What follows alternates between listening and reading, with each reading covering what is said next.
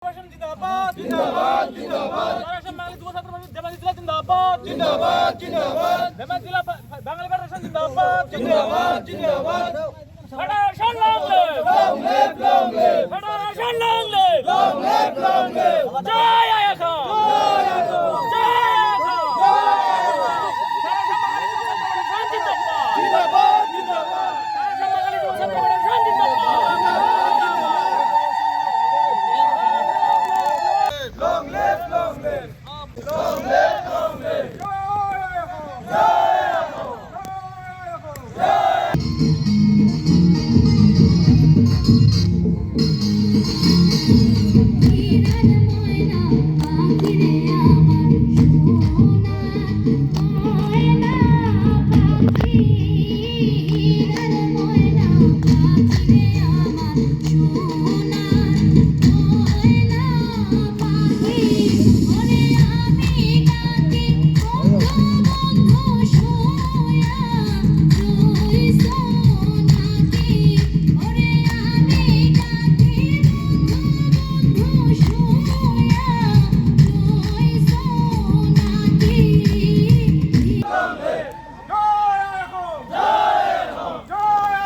ছাত্র ফেডারেশনের ধেমাজি জিলা সমিতির নবম দ্বিবার্ষিক অধিবেশন আর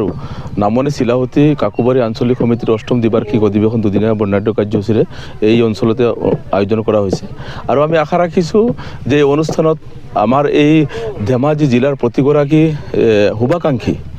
শুভাকাংক্ষী ৰাইজে আমাৰ সহযোগিতা আগবঢ়াব আৰু আমি এই দুদিনীয়া বৰ্ণাঢ্য কাৰ্যসূচীৰ আমি লৈছোঁ হাতত এই অনুষ্ঠানত বিভিন্ন জাতি জনগোষ্ঠী সকলোৰে সহায় সহযোগিতা আমি কামনা কৰিছোঁ আৰু আশা ৰাখিছোঁ যে আমাৰ যি মুকলি সভা হ'ব বা অন্যান্য যিটো সাংস্কৃতিক অনুষ্ঠান হ'ব এই অনুষ্ঠানত আমি প্ৰতিটো জাতি জনগোষ্ঠীক একত্ৰিত কৰি আমি এক বাৰ্তা আমি দিব বিচাৰিছোঁ যে আমি সকলোৱে আজি অতীজৰে পৰা অসমত আমি একেলগে আছোঁ, আজিও থাকিম আৰু অনাগত দিনতো আমি একেলগে থাকিম। প্ৰতিনিধি সভাত কি আলোচনা হ'ব? প্ৰতিনিধি সভাত আমাৰ বিশেষকৈ মূল কথাটো হৈছে আপোনালোকে সকলোৱে জানে আৰু আমি কেইবাবাৰো এই বিষয়ৰ ওপৰত আমি অসম চৰকাৰক বা আমাৰ অসমৰ জনগণক আমি দৃষ্টিগোচৰ কৰি আহিছোঁ। বিষয়টো এনেকুৱা হৈছে যে আপোনাৰ আমাৰ সমস্যা এশবৰী সমস্যা অসমত যিসকল আমাৰ ৮০ লাখ বঙালী মানুহ হিন্দুসকল আছে তেওঁলোকক চাওক আজি আমি ৰাজনৈতিকভাৱে শৈক্ষিকভাৱে অৰ্থনৈতিক সকলো ফালে আমি প্ৰতাৰণাৰ বলি হৈছোঁ। আপোনালোকে সকলোৱে জানে যে আজি আমাৰ কিছুমান সমষ্টি আছে যিটো সমষ্টিত আপোনাৰ আমাৰ 50%ৰ অধিক জনসংখ্যা আমাৰ, কিন্তু তথাপিও কি হৈছে যে আমি ৰাজনৈতিকভাৱে আমাক বঞ্চিত কৰি চৰকাৰে ৰাখিছে। আজি এই যি আমাৰ চিচি বৰগাঁও সমষ্টিৰ কথা আমি ক'বলৈ বিচাৰিছোঁ আৰু এই সমষ্টিতে আজি চিচি বৰগাঁও মানে ধেমাজি জিলাতে আজি আমাৰ যিখন অধিৱেশন হ'ব বাঙালী যুৱ ছাত্ৰ ফেডাৰেশ্যনৰ এই অঞ্চলৰ পৰা আমি এই স্থানৰ পৰা আজি আমি ক'ব বিচাৰিছোঁ যে ভাৰতীয় জনতা পাৰ্টি যিটো বিজেপি চৰকাৰে বিশেষকৈ বাঙালীসকলক যদি প্ৰতাৰণা কৰিছে বিজেপি চৰকাৰে কৰিছে। আমি বিগত সময়ছোৱাত দেখিছিলোঁ যে কংগ্ৰেছ চৰকাৰে আমাক প্ৰতাৰণা কৰিছিলে, কিন্তু সেইটো সময়ত এটা আছিলে সুবিধা যে আমাৰ দুখ বেদনাসমূহ বিধানসভাত উপস্থাপন কৰিবৰ কাৰণে আমাৰ প্ৰতিনিধি আছিলে, আমাৰ 3জনকৈ মন্ত্ৰী আছিলে, বিধায়ক আছিলে, অসংখ্যক মানুহ আছিলে যে আমাৰ এই সমস্যাবিলাক সজোৰে উত্থাপন কৰিবৰ কাৰণে বিধানসভাত আমাৰ জনপ্ৰতিনিধি আছিলে। কিন্তু বিজেপি চৰকাৰ যেতিয়া শাসনলৈ আহিল তেতিয়া আমি দেখিবলৈ পালোঁ যে ক্ৰমান্বয়ে আমাৰ বাঙালী যিসকল প্ৰতিনিধি আছে তেওঁলোকক আঁতৰাই দিয়া হ'ল আৰু এনেকুৱা কৰি দিয়া হ'ল যে উজনিত আমাৰ এজনো বিধায়ক নাই। আজি আমি যদি চাবলৈ যাওঁ তিনিচুকীয়াত আমাৰ সংখ্যাগৰিষ্ঠ মানুহ আছে, কিন্তু তিনিচুকীয়াত আমাৰ এজন প্ৰতিনিধি আমাক কোনো দলে নিদিয়ে। আমি দেখিবলৈ চিচি বৰগাঁৱত যদি আছে যে 50% ভোট আমাৰ আছে, গতিকে 40,000 ভোট আমাৰ আছে। গতিকে আমি এনেকুৱা চাইছোঁ যে গুৰেশ্বৰ আপুনি চাওক, লামডিং হোজাই এনেকুৱা কৰি আমাৰ এনেকুৱা সমষ্টি আছে যিটো সমষ্টিত আমাক দিব পাৰে, কিন্তু প্ৰতিটো ৰাজনৈতিক দলে দেখিছোঁ যে আমাক মাহীয়াৰ দৃষ্টিৰে ৰাখি আমাক আঁতৰাই ৰাখিব বিচাৰিছে। গতিকে আজি এই পবিত্ৰ ক্ষণত এই পবিত্ৰ থলীৰ পৰা আমি সকলো ৰাজনৈতিক দলক এতিয়া আহ্বান জনাব বিচাৰিছোঁ বাঙালী যুৱ ছাত্ৰ ফেডাৰেশ্যনৰ তৰফৰ পৰা যে যিকোনো দলে আজি আমি ভাৰতীয় জনতা পাৰ্টিৰ যিজন সভাপতি আছে দিলীপ শইকীয়াকো আমি আহ্বান জনাইছোঁ, জাতীয় পৰিষদৰ সভাপতি লুৰিণজ্যোতি গগৈ ডাঙৰীয়াক আমি আহ্বান জনাইছোঁ, ৰাজ্যৰ দলৰ সভাপতি অখিল গগৈ ডাঙৰীয়াক আমি আহ্বান জনাইছোঁ, কংগ্ৰেছ দলৰ সভাপতি যিজন আছে আমাৰ গৌৰৱ গগৈ ডাঙৰীয়াক যে আমাৰ যিকোনো দলৰ পৰা আমাক প্ৰাৰ্থিত্ব দিয়ক। আমি এইবাৰ চাবলৈ নাই, এইবাৰ আমাৰ জাতি সংকটত আছে। আমি ভূমিৰ অধিকাৰৰ পৰা আৰম্ভ কৰি আমাৰ এশবৰী সমস্যা আপোনাক আগতে প্ৰকাশ কৰিছোঁ যে আমাৰ সমস্যাবিলাক সমাধানৰ ক্ষেত্ৰত আজি যদি ৭৮টা বছৰ স্বাধীনতাৰ পাছতো আমাৰ বাংলাভাষীসকলে আজি শান্তি পোৱা নাই, আজি নিজৰ ভৰিৰ তলত মাটিয়ে দুখৰ নাই আজি আমাৰ ল'ৰা ছোৱালী উচ্চ শিক্ষিত কৰিবৰ কাৰণে আধাৰ কাৰ্ডৰ পৰা বঞ্চিত হৈ আছে যদি কিছু সংখ্যক সমাধান হৈছে যদিও সম্পূৰ্ণকৈ হোৱা নাই আৰু এটা কথা আছে কি আজি আমি চাবলৈ যাওঁ যে ল'ৰা ছোৱালী যে উচ্চ শিক্ষিত কৰিবৰ কাৰণে দিল্লী বা বাহিৰলৈ যে পঢ়িবলৈ যায় তেতিয়া আমাৰ কি হৈছে এতিয়া আমাৰ চাক মাটিৰ খাজানা দিবলগীয়া নাই যদি মাটিৰ খজনাখন নাথাকে তেতিয়াহ'লে তেখেতে PRC চাৰ্টিফিকেটৰ পৰা আদি কৰি শিক্ষাগত অৰ্হতা যিমানখিনি বস্তু লাগে এইখিনিৰ পৰা আজি আমাৰ বাঙালীসকলৰ এইখিনি শৈক্ষিক ক্ষেত্ৰত কিন্তু যিসকল ছাত্ৰ ছাত্ৰী আছে তেওঁলোকে অসুবিধাৰ সন্মুখীন হৈছে এইটো ক্ষেত্ৰত কিন্তু মাননীয় মুখ্যমন্ত্ৰী মহোদয়ক আমি কেইবাবাৰো এলানীয়া তেওঁলোকৰ আলোচনাত বহিছোঁ কিন্তু মাননীয় মুখ্যমন্ত্ৰী মহোদয়ে আমাক মানে এটা সান্তনা পুৰস্কাৰ দিয়ে তাৰ পৰা পঠাই দিয়ে কিন্তু হাতে কামে একো কাম নকৰে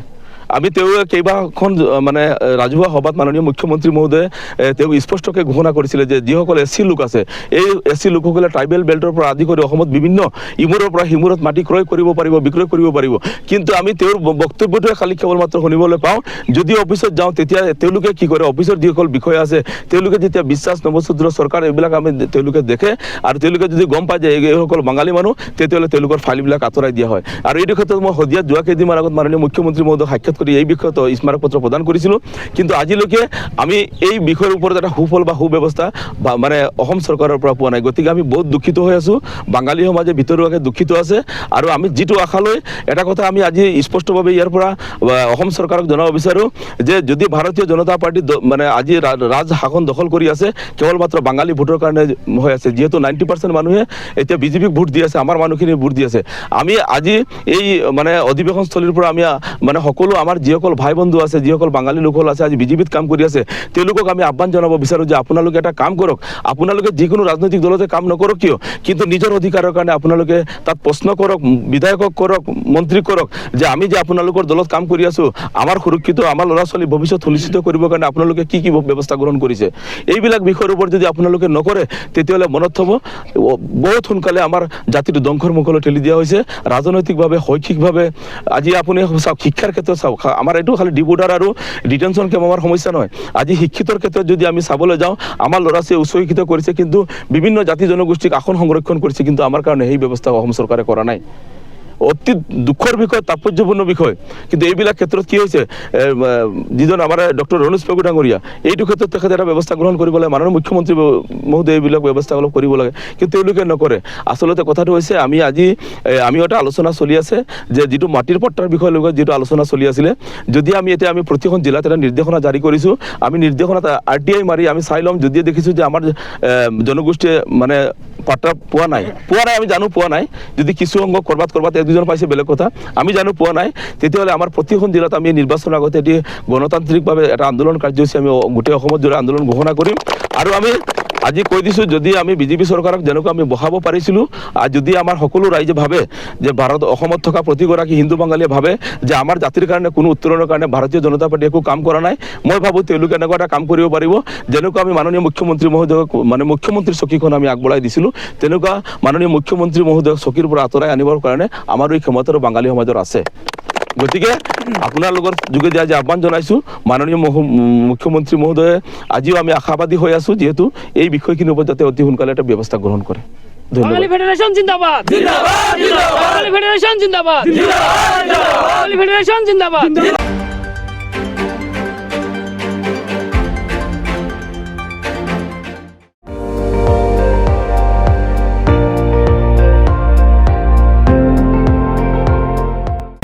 আপুনি চাই আছে ND24 সৰ্বশ্ৰেষ্ঠ নহয় সৰ্বোত্তমৰ দৌৰত